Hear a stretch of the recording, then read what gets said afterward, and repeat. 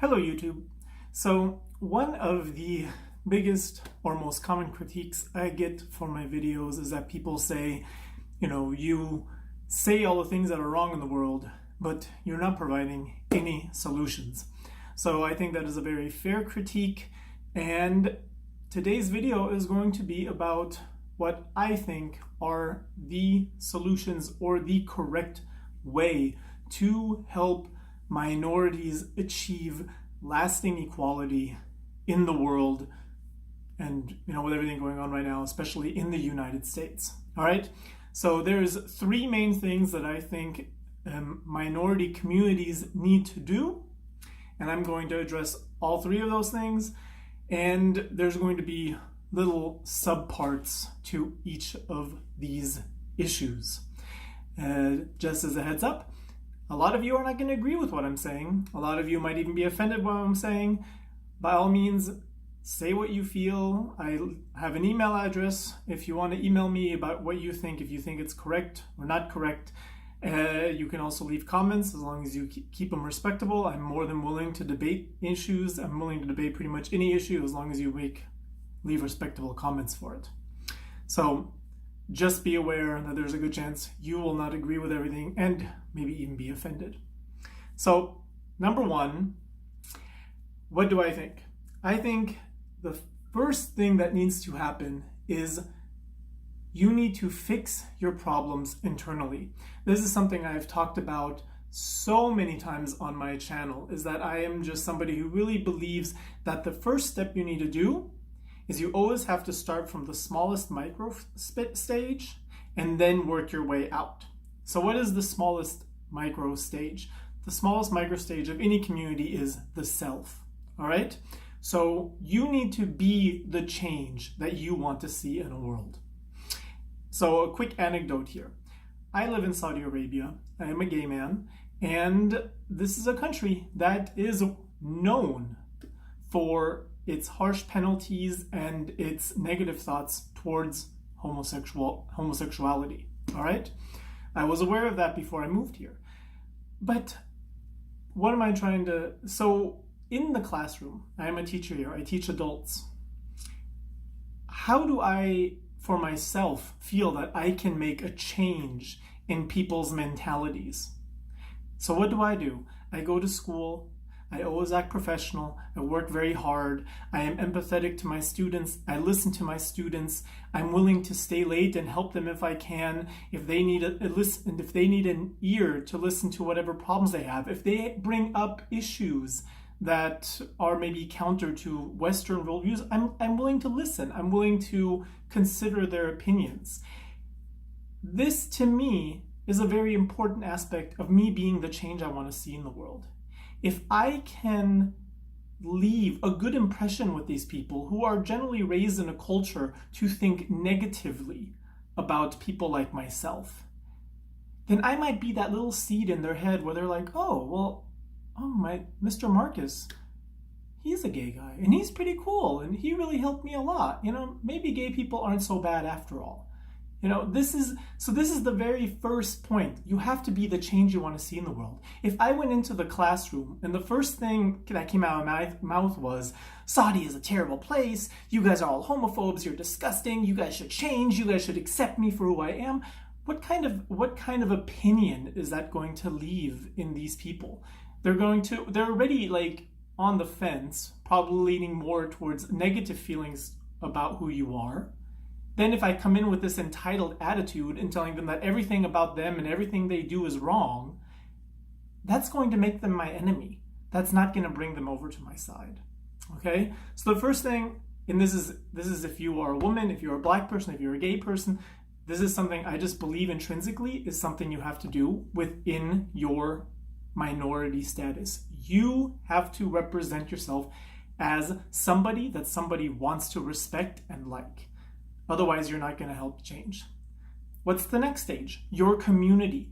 We need to police our own communities. If you guys have been on my channel for a while, I am so critical of the gay community, so critical. And I know a lot of people, they always really angered and upset about that, because they're like, why do you always let everything out in the gay community? Why do you always let everything? Because I just truly believe that long-term change comes from within.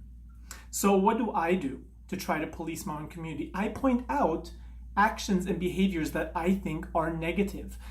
The rampant promiscuity, the drug abuse, the partying, the walking around naked, and so much emphasis putting on youth and beauty and the six packs. These are all negative aspects of the gay community. So I try to combat them. I make videos, I talk to people, I tell them, don't focus so much on that. Go beyond these aspects that we have been told are positive, but they're not. They're damaging us. So I point that out. And this is the same thing I've said. I think this is something that has to happen in the Muslim community. When terrorist actions happen, the Muslim community needs to be the first to come and say, we will not tolerate these terrorist actions. When a black person is found robbing a bank, the black community needs to come out and say, no, not within our community. We are better than this. We will not support these stereotypes that already exist about who we are. So, that is basically part one. Part one is you first have to start with yourself. Be the change you want to see. Part two, then go into your community and try to police within your community the aspects that are generally seen as negative within that community. Okay? All right, welcome back. So now to the second part of things that I think need to happen for there to be long-term social changes for minorities. And this is going to be the one that I think most people are going to have problems with and most people are going to be offended by. We need to take personal responsibility for the way our communities are perceived. So any minority community and majority community, there's stereotypes that exist within these communities. So, for gay people, they're shallow, they're slutty, they're materialistic. For black people, they're violent, they're uneducated. For Hispanics, they're lazy. For Muslims, that they're terrorists, that they are anti-woman. These stereotypes exist. And I'm sorry to say, I know a lot of people don't like hearing it, stereotypes exist for a reason. Because the vast majority of people within that community will exhibit some of these behaviors. Does that mean that every single person in that community is that way? No. But enough to have made this stereotype a pervasive way that people think. So we need to take responsibility, and this kind of hinges on what I said in part one. We need to take responsibility for our communities, and we need to change the way our communities are perceived by the majority. So the first thing that we do is we have to police within. I said that in part one. And the second thing we have to do is, the simple fact is life is not fair, people. Life is not fair. And the people who have power, they're not going to just hand power over. It's not going to happen. It has never happened in history, and it will never happen. People do not give away power. So, this is just, sorry, I have to say it. This is the way I think that we have to do it. We have to work twice as hard. We have to be twice as smart. We have to be twice as diligent. We have to be twice as understanding. We have to be twice as kind. We have to be twice as patient. These are just things. We're going to have to work harder. Yes, we will have to work harder than the average straight white male does in the United States. That is just the way it is. And we will have to continue working harder and more diligent and be more intelligent until we have actually managed to 100% integrate into the community at large.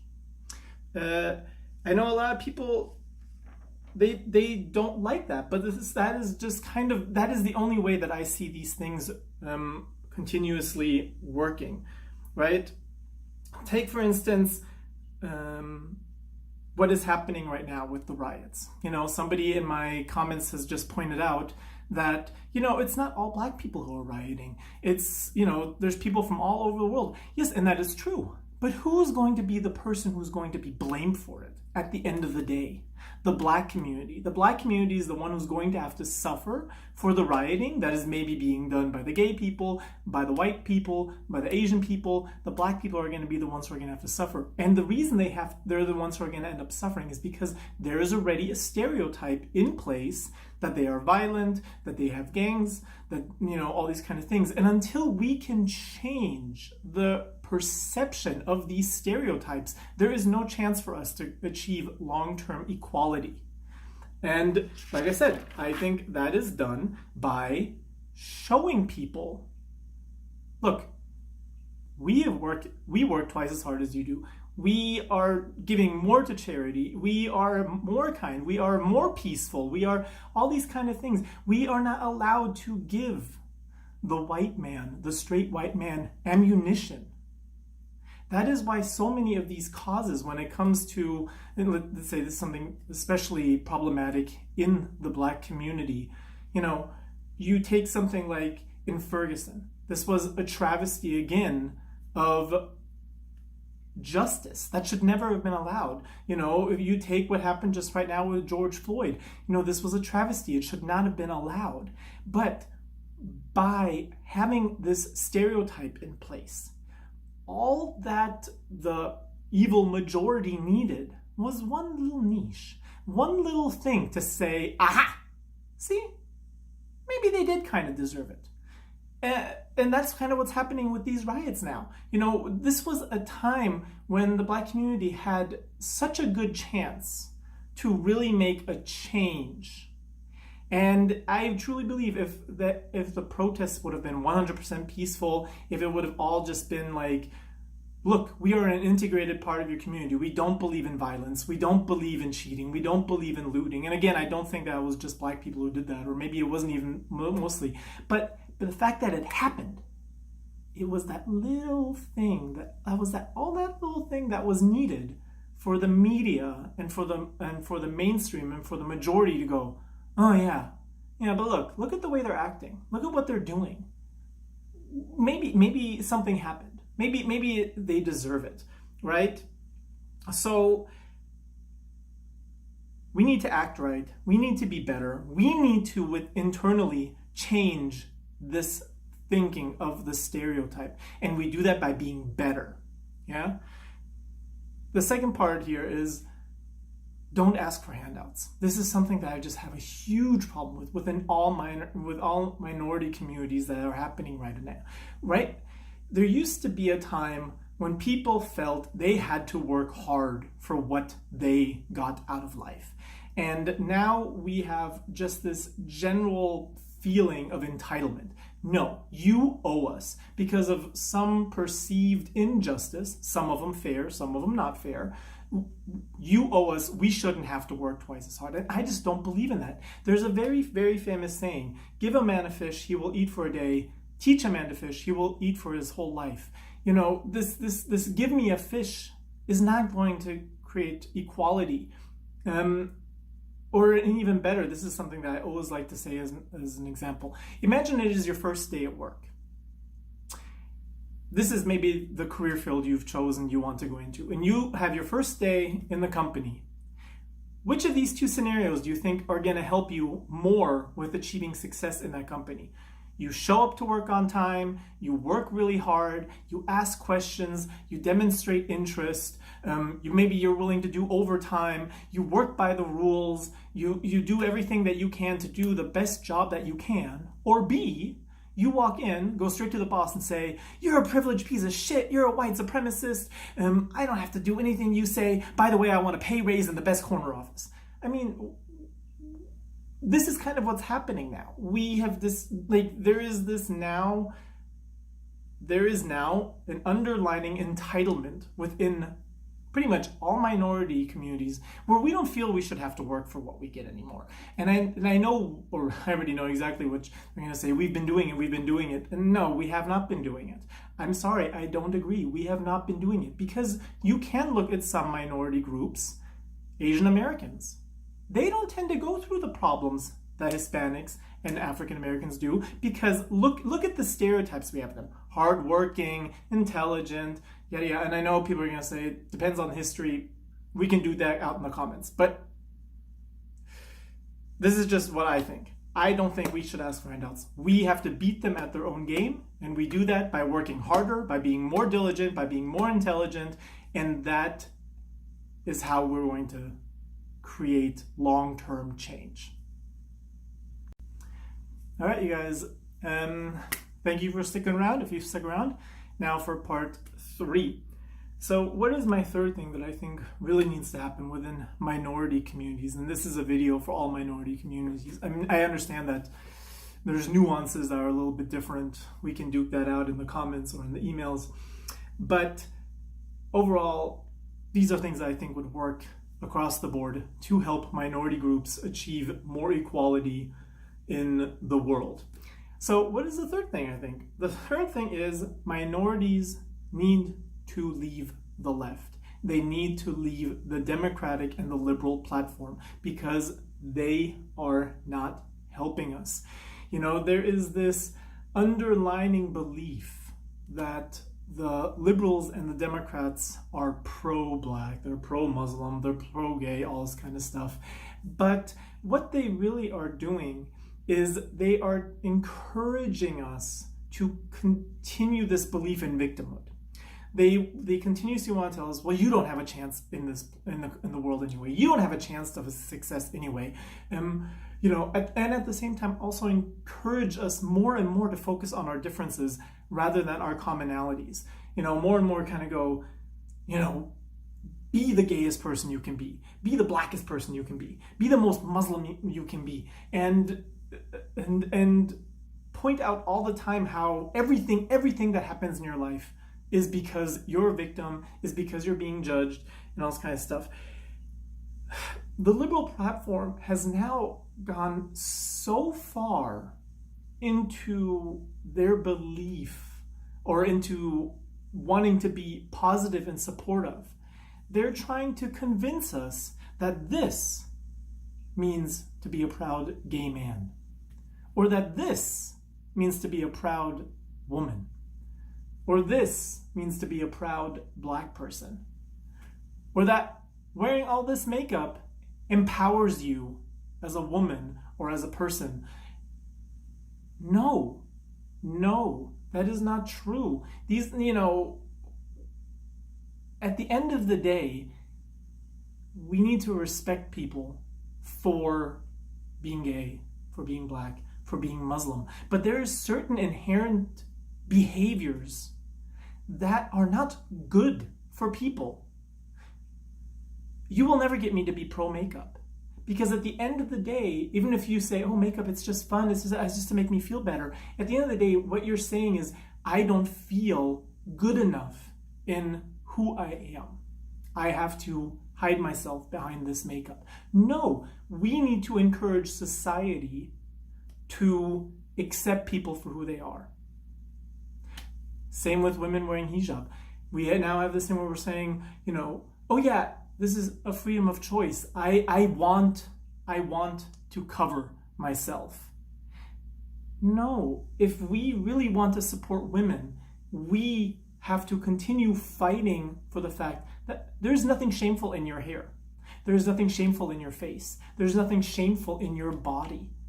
You don't have to cover up. If we need to tell gay people, no, it is not helpful to you to be nothing but a sexual partying person. You're not. There's so much more out of life, and we shouldn't judge people for their choices, but we also need to then go deep inside and say, are these behaviors really healthy in the long run for yourself, for your self-love, for the love of the community, for the love of your community? If, like you said, the picture I just showed of the black person, if this is a stereotype we see violence and in liking the idea of violence and gangbanging and sleeping around and all this kind of stuff. Is this really helping your community? Is this really helping you have great self-esteem about who you are and what your community stands for, you know. And this is something where I think the left is really our enemy, because what they basically say is we need to be more and more into our otherness. We need to be more and more into our individual community, in our individual things that we think are true and great for our community. Then what happens is, we create a greater rift from the majority. More people are kind of like, oh, these gay people are a little too extreme for me. I don't feel comfortable with them. Oh, this black person, I'm scared. I'm scared because, you know, I've seen all these things on TV that they're violent and that they might hurt us. Oh, I don't want to be around the Muslims, you know, like they don't believe in equality. They treat their women bad. I don't want to be around people like that. And then what happens? It's like a self-fulfilling prophecy. We go more and more into our otherness. More and more we try to like push how liberated we are. We create a greater divide. Then we find ourselves frustrated because the other side is more and more wanting to distance themselves from us and less accepting of who we are. Then we run back to the Liberal Party and go, oh my God, they don't accept us. They think we're gross. They think we're wrong. And what does the Liberal Party go? Like, oh, I'm sorry. Oh, that's so mean. You know what you should do? A, you should vote for us because we really care. And B, you should be even more extreme. You should really try to be as fringe as possible. Show it to them. Show it to them how incredibly you are into your own community and how much more you can push the envelope. And then what happens? The rift gets even more wide. And then the circle starts over. Then we go back to the Democratic and Liberal Party. Oh, they're not, and become more fringe. No, this is just not at all something that I believe in. I've separated myself from the Liberal Party a long time ago. I was never really in the Liberal Party anyway, because I don't believe in any of their economic stances. But more so, I'm moving more and more away from the way they believe in social justice. It's all about entitlement. It's all about wanting handouts. And it's all about becoming more and more fringe. It's all about creating distance. It's all about pushing us further apart rather than bringing us together. So that's part 3. All right, so conclusion of the 3 parts. You need to be better. You need to be better, whatever community you belong to. If you're gay or black or trans or Muslim or a woman, you need to work harder. You need to do better. You need to police your own community. We need to beat them at their own game. We are not allowed to give them ammunition. If we are the most intelligent, the most kind, the most patient, they won't be able to twist anything into, oh, it's kind of our fault. Because right now they can. And that's what they do. It's like, oh, that trans person got killed?